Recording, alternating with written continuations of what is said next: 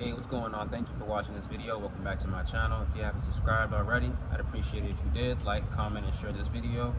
Let's get right into it. So, one thing I like to preach, especially to those in my program, and in case you don't know, I run a program that helps faith-based male entrepreneurs achieve a healthy work-life balance, because I believe that work-life balance can be achieved, and it's something that needs to be talked about a little bit more. So, one thing I like to preach in my program is value.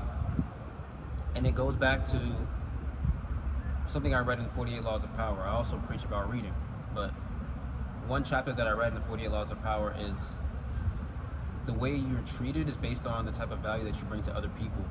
So just think about a mechanic. It's hard to trust mechanics, because the pricing, or maybe there's a language barrier, comfortability, the things you relate to. Like, it's hard to have a steady mechanic. So once you find one, you don't want to let that mechanic go. You don't want to find a new mechanic. You do everything you can to maintain that same mechanic. But that mechanic you have, he's not always available. He's a very busy man. He has to find time throughout his week to where he can cater to your car issues, and maybe it's been a month and you have an issue, your check engine's on, your car's making some kind of crazy noise, and he hasn't been able to get in touch with you. But once you see him, like, you're so appreciative that he's finally able to help you, and you're very mindful about the way you talk to your mechanic, the way you contact your mechanic, the way you communicate with your mechanic, because of the value he brings to your life.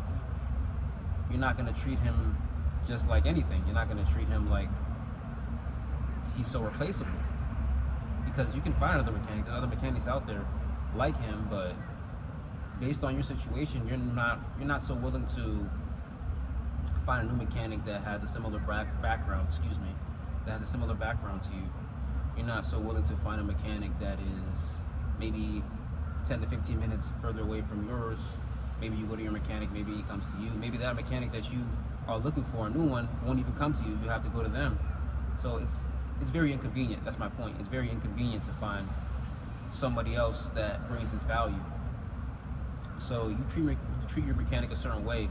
If your mechanic comes to your place, you give them a cold bottle of water. If your mechanic comes to your place, you're asking them about their family, because you kind of built that bond. You don't want that to just go away.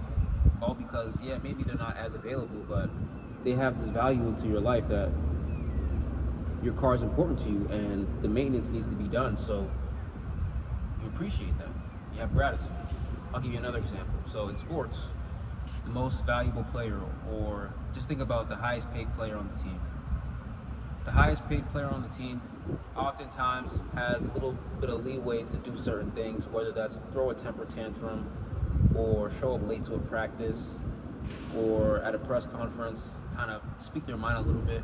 Like, this is the highest paid player, so the ownership has to kind of deal with it at a certain extent. Like, they put up with a lot of things that, maybe not a lot of things, but there are certain things they'll put up with that they wouldn't put up with for a guy who's scraping by to get some minutes. Like, he has little to no room for him to mess up.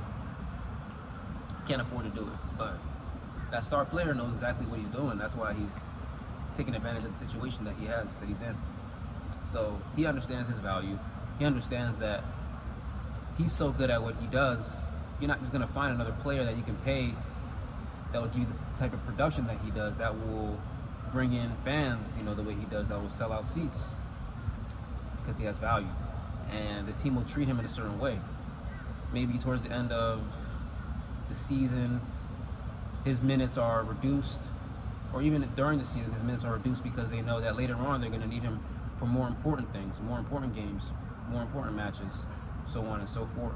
So just think of those two examples when it comes to having value in this world. And it also goes back to the way you want to be treated, if you want to be respected, if you want to be heard when you speak, the value of reading, also value in general. So use these things to your advantage, because they really do matter. And I'm noticing that constantly. Like, you see it in everyday examples. Like, just pay attention and you'll notice, like, the value somebody has, whether they're replaceable or not.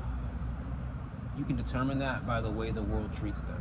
So just think about that moving forward. Thank you for watching this video. God bless.